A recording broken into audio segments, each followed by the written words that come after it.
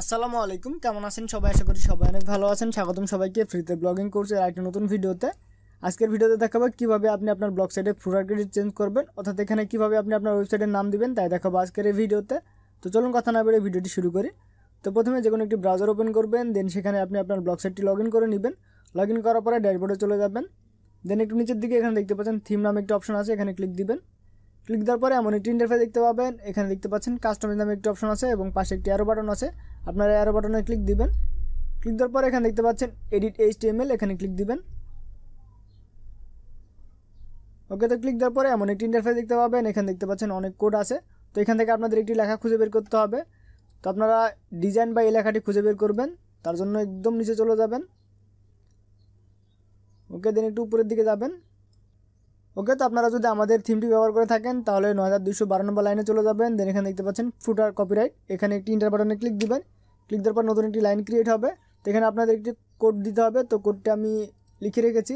এই টেক্সট ফাইলটি আমরা ভিডিও ডিসক্রিপশন বক্স এবং ফার্স্ট কমেন্টে দিয়ে দেবো, সেখান থেকে আপনারা খুব সহজে ডাউনলোড করে নিতে পারবেন, অথবা আমাদের ফেসবুক পেজে নক দেবেন, সেখানে আমরা দিয়ে দেবো। ওকে, তো আপনারা এই 2 লাইন কপি করবেন। ওকে, কপি করার পরে এখানে গিয়ে পেস্ট করবেন। পেস্ট করার পরে এখানে দেখতে পাচ্ছেন 9218 নম্বর লাইন, এখানে একটি ইন্টার বাটনে ক্লিক দিবেন। ক্লিক দেওয়ার পরে একটু নিচের দিকে আরেকটি কোড দেখতে পাচ্ছেন, এটি কপি করবেন। দেন এখানে পেস্ট করে দিবেন। দেন এখান থেকে সেভ বাটনে ক্লিক দিয়ে দিবেন।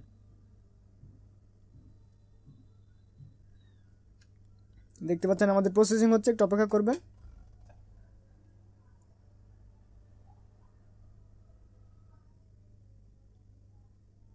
ওকে, দেখতে পাচ্ছেন আমাদের সাকসেসফুলি আপডেট হয়ে গেছে। তো আমরা যদি আমাদের ব্লগ সাইটে চলে যাই, দেন একবার রিলোড দিই, তো দেখতে পাচ্ছেন এখানে আমাদের যে লেখাটি ছিল সেটি চেঞ্জ হয়ে গেছে। তো আপনারা এখানে দেখতে পাচ্ছেন এখানে সাইট নেম আছে, এখানে আপনি আপনার ব্লগ সাইটের নামটি কীভাবে দিবেন। তো আপনারা এখানে চলে যাবেন। দেন এখানে দেখতে পাচ্ছেন সাইট নেম লেখা আছে, এখানে আপনারা আপনাদের ওয়েবসাইটের নামটি লিখে দিবেন। তো আমি আমার ওয়েবসাইটের নামটি লিখে দিচ্ছি, আপনারা আপনাদের ওয়েবসাইটের নামটি লিখে দিবেন।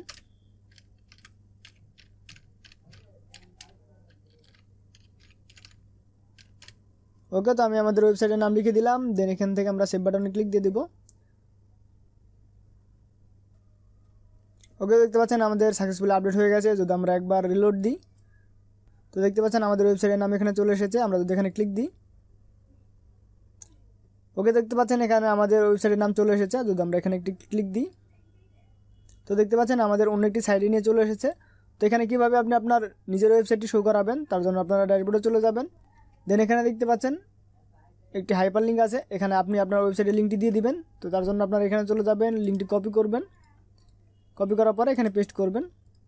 ওকে, তো দেখতে পাচ্ছেন এখানে 2021 আছে, আপনারা এখান থেকে 25 করে দিবেন। ওকে, দেন এখান থেকে সেভ বাটনে ক্লিক দিয়ে দিবেন।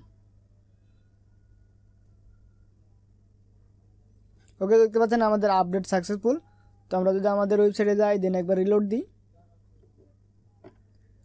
তো দেখতে পাচ্ছেন এখানে 2025 চলে এসেছে এবং এখানে আমাদের ওয়েবসাইটে যদি আমরা ক্লিক দিই, তো দেখতে পাচ্ছেন আমাদের ওয়েবসাইটে পুনরায় নিয়ে আসতেছে। তো আশা করি আপনারা বুঝতে পেরেছেন কীভাবে এটি করবেন। তো আজকের ভিডিও পর্যন্তই। সামনের ভিডিওতে আমরা দেখব এখানে কীভাবে আপনি আপনার সোশ্যাল মিডিয়ার লিঙ্কগুলো অ্যাড করবেন। তো সেই ভিডিও দেখার আমন্ত্রণ জানিয়ে শেষ করছি আজকের ভিডিও। সবাই সুস্থ থাকবেন, ভালো থাকবেন, আল্লাহ হাফেজ।